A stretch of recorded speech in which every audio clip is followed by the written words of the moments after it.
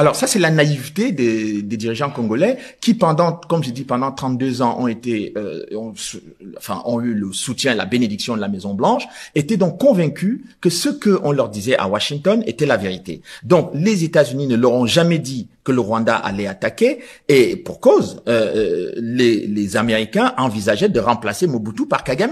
Donc ce n'est pas parce que, en fait, on remplaçait un ancien allié par un nouvel allié. Donc on n'avait aucun intérêt à dire à l'ancien allié qu'on a trouvé quelqu'un pour vous remplacer et donc il viendra vous déloger. Donc c'est exactement ce qui s'est passé. On est vraiment dans un jeu de marionnettes là. Mais absolument, mais tout à fait, et c'est pour cela qu'il est important que les dirigeants congolais actuellement prennent conscience du fait que ce qui se joue au Congo n'est pas c'est pas un jeu de boules, hein, on ne joue pas au football là-bas. C'est-à-dire que ce qui se joue là-bas, c'est l'extermination des populations et la prise de contrôle du pays et la prise de pouvoir des forces extérieures sur l'ensemble du territoire national, non seulement pour le contrôle des matières premières, mais pour contrôler les populations, mais aussi pour contrôler le régime qui va être à Kinshasa ou qui est à Kinshasa. Donc tout ce travail-là mérite d'être fait. Il faut qu'on écoute, que les dirigeants congolais prennent conscience que leur pays est un terrain de jeu de grande puissance et quelque chose de très important et de très sérieux. Au niveau politique, qu'est-ce que vous décrivez? C'est un jeu, c'est une vision de voir la politique pour ces blocs, de vouloir s'approprier les ressources par n'importe quelle manière? Oui, bien sûr. Écoutez, les Américains, par exemple, ne s'en cachent pas. Et ils disent, j'ai vu beaucoup de lettres, hein, qui sont des lettres qui ont des hauts responsables américains, envoyés au Congrès américain avec des témoignages où ils disent qu'il faut s'emparer de ces ressources minières qui sont importantes pour l'économie des États-Unis. Donc, quand ils disent cela, mais il ne faut pas que les Congolais s'attendent à ce que on vienne discuter, négocier pour avoir cela. Ils ont envie de s'en emparer. Je voudrais vous dire une chose. À l'époque coloniale, lorsque la Belgique, qui administrait le Congo, s'était rendu compte que les Américains voulaient l'uranium. Parce que l'uranium, la bombe qui a été lancée sur Hiroshima et Nagasaki, l'uranium venait du Congo. Et pour vendre cet uranium, ce sont les Belges qui administraient le Congo qui ont vendu cela aux Américains. Et lorsque les Belges se sont rendus compte que ce produit-là, ce minerai intéressait beaucoup les Américains et qu'il y avait aussi d'autres minerais, ils ont donc voulu négocier avec les Américains pour savoir comment ça pouvait se faire, mais les États-Unis n'étaient pas disposés à négocier. Ils voulaient s'emparer de tous les minerais et évincer la Belgique de cette situation d'administration de la colonie. Et c'est là où le roi belge vraiment s'était opposé à cette démarche pour vouloir. C'était sa colonie la plus, je dirais, la plus riche, la plus importante. Et donc, on ne pouvait pas brader cela et laisser ça aux Américains. Donc, si vous voulez, la démarche américaine, depuis très longues années sur le Congo, est très claire. C'est d'obtenir par la force, par la violence ou par toutes sortes de possibilités, les ressources minières de ce pays. Discours officiel. Donc, le mouvement rebelle M23 est accusé de nombreuses violences sur les populations civiles, et dont la Cour pénale internationale et de nombreux acteurs ont dénoncé ce qui se passait, etc. Voilà ce qui est dit en fait en général. Au Congo, on a un mouvement rebelle qui extermine la population du Congo. Alors que avec ce que vous nous expliquez, on voit que c'était un plan organisé, prévu par la CIA, qui a été mis en place avec les acteurs locaux, c'est-à-dire Rwanda et Ouganda, contre ici cette région très très riche du Congo, et qu'en utilisant plus, pour le comprendre et finir de résumer, cette notion de génocide qui était attribuée aux Hutus pour justement empêcher de vouloir protéger aujourd'hui ces Hutus qui ne sont pas les mêmes, mais qui sont au Congo et qui sont aujourd'hui massacrés depuis 35 années. 25 années, pardon. Oui. Donc Oui. voilà ce qui se passe aujourd'hui. Maintenant, je voudrais qu'on va aller plus loin dans les ficelles. Donc, qui est derrière vous parliez des Américains, le clan Clinton au passage. Pourquoi vous avez dit, voilà, je voudrais qu'on aille sur ça. Et puis, pourquoi la France aussi ne joue pas son rôle qu'elle devrait jouer. On sait par exemple que Jacques Chirac, c'est ce que dit François Millon, qui était ministre de la Défense, dans sa préface, Jacques Chirac lui-même avait tenté, en tout cas, de faire un appel international. Et son appel n'a pas été lancé. La France aurait dû intervenir, elle n'est pas intervenue, sur l'appel du président américain lui-même. Donc on s'est couché face à Bill Clinton à ce moment-là, et on continue de se coucher. Et vous mettez d'ailleurs les images où on voit, alors ça c'est dingue, Emmanuel Macron qui reçoit le président, donc Paul Kagame, et puis après je ne sais plus qui était reçu, une secrétaire de la Défense ou je ne sais quoi, qui est reçue également par la France. Voilà, avec Madame Mushikiwabo, la ministre des Affaires étrangères. L'ancienne ministre des Affaires du Rwanda, l'ancienne ministre des Affaires étrangères du Rwanda, reçue par le président. La France lui a donné la francophonie, alors que le Rwanda est un pays anglophone. Donc vous avez des aberrations terribles dans ce dossier. Et c'est pour cette raison, écoutez, vous savez, il y a un ancien journaliste, grand reporter du Figaro, Jean-Louis Tremblay? Non. Monsieur Patrick de Saint-Exupéry. Ah oui. Si vous vous souvenez bien, c'est lui qui était en quelque sorte le fer de lance qui a développé les accusations les plus virulentes contre l'opération turquoise et contre François Mitterrand à l'époque. Et ce monsieur, il a quand même été condamné près de 3 fois par la Cour de cassation.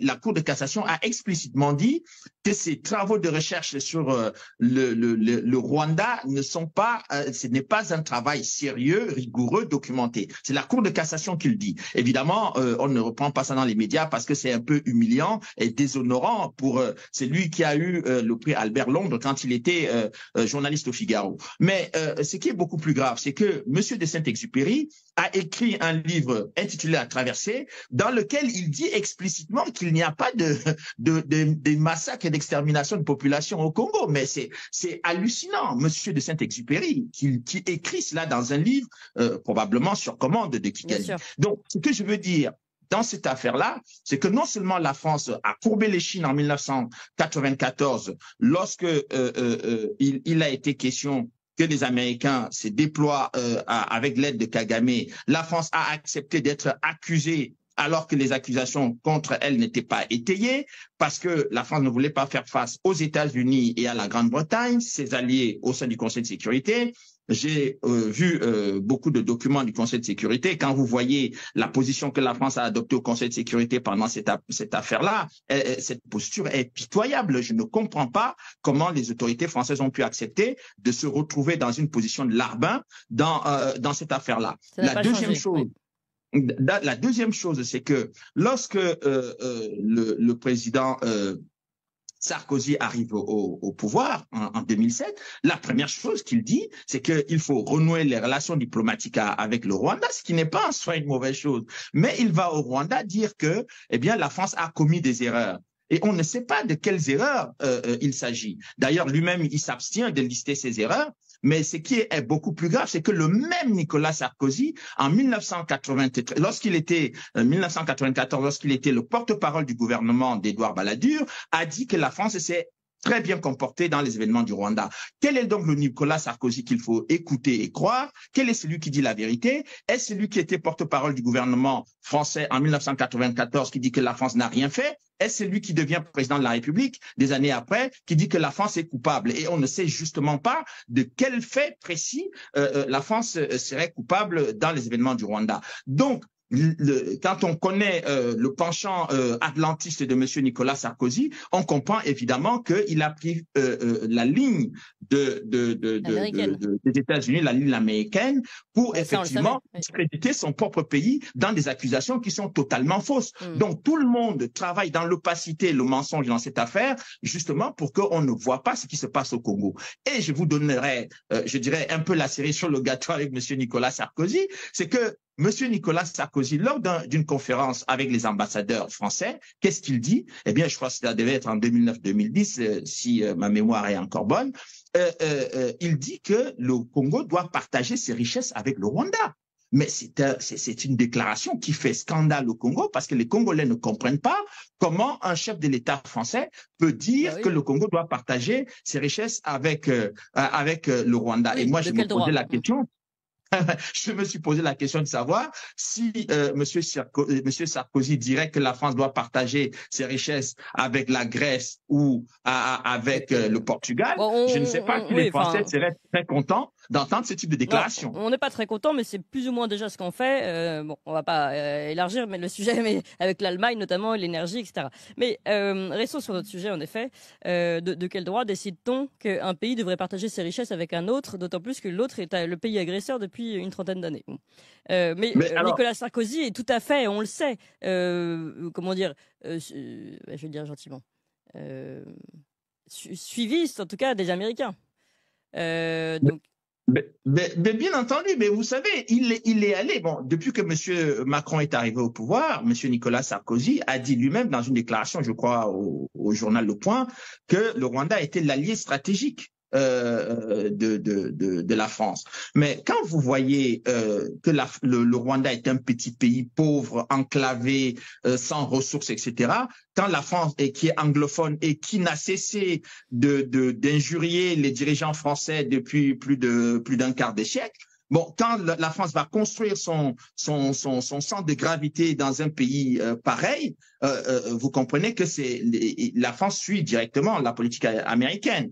Et ça, c'est la chose la plus scandaleuse qui puisse exister dans ce dossier. Sauf qu'en France, il ne faut surtout pas montrer le niveau de trahison des élites françaises par rapport à leur pays dans ce dossier-là, et surtout le manque de crédibilité que la France accumule dans ce dossier-là, parce que les Congolais sont surpris de constater que le Congo, qui est l'un des pays francophones les plus importants de la région, eh bien aujourd'hui maltraité par son voisin avec l'aide de la France. Et on se souvient d'ailleurs que le président Tshisekedi, dernièrement, a eu une altercation avec le président Macron. C'est quand même la première fois depuis les indépendances qu'un chef de l'État français va sermonner quasiment un président africain dans son pays, alors qu'il est accueilli, je dirais chaleureusement, dans ce pays-là par le président congolais. Donc, on est dans une situation aujourd'hui où la France accumule des humiliations et des comportements totalement incohérents en Afrique et notamment en République démocratique du Congo. Et c'est pour cette raison-là que les Congolais sont très en colère par rapport à la politique de la France et par rapport à l'attitude de la France vis-à-vis de son comportement vis-à-vis du Rwanda. Et vous aurez remarqué que les Congolais ont également constaté que lorsque on a parlé de l'agression russe en Ukraine, tout le monde s'est mis à attaquer les Russes, à dénoncer la Russie, mais quand on parle de l'agression rwandaise au Congo, on demande aux Congolais d'aller négocier avec leurs agresseurs. C'est quelque chose qui est totalement ubuesque et personne ne comprend pourquoi la France adopte ce genre de posture. Alors, vous avez dit beaucoup de choses. On va revenir d'ailleurs sur la comparaison avec l'Ukraine et même, pourquoi pas, Israël-Palestine, parce qu'il y a un élément intéressant avec cette plainte qui a été posée au niveau des Nations Unies par l'Afrique du Sud, accusant Israël de génocide, justement. Donc, on va peut-être parler de ça, parce que est-ce que ça peut pas être une porte de sortie pour le Congo? Mais avant ça, je voudrais quand même qu'on avance juste sur les intérêts américains. On a dit donc les Américains ont un plan, celui de récupérer les minerais, donc il faut qu'ils aient une accession directe avec un homme envoyé des Américains sur place, Paul Kagame. Les Français, comme souvent on peut le remarquer en ce moment malheureusement, ont juste courbé les chines. On ne sait pas s'ils ont des intérêts directs, les Français. Ils peuvent récupérer aussi, profiter de la...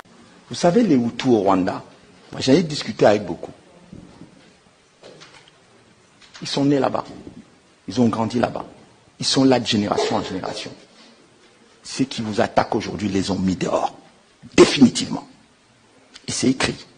Le représentant spécial de l'Union européenne, M. Adoyelo, dans un de ses rapports confidentiels que j'ai pu obtenir, c'est pour ça que je me suis battu pour que vous ayez des éléments. Pour que vous ne veniez plus parler comme ça, comme si vous ne comprenez pas ce qui se passe. Ce qui se passe contre le Congo est très, très sérieux. Les gens qui sont en train de piller le Congo, les rapports des Nations Unies qui s'empilent là, ils veulent vous mettre hors de votre pays. Ils sont arrivés à Kinshasa, vous avez eu un Rwandais qui est devenu chef d'état-major de l'armée congolaise. Il n'y a jamais eu un Congolais chef d'état-major de l'armée rwandaise. Qu'est-ce que vous voulez qui vous arrive avec 10 millions de morts sur les mains? Qu'est-ce que vous voulez qui vous arrive pour que vous dites ça suffit? C'est ça le sujet. Ce n'est pas ces discussions-là, machin. C'est ça le sujet. C'est est-ce que vous voulez arracher votre pays des dents du lion ou est-ce que vous avez peur du lion?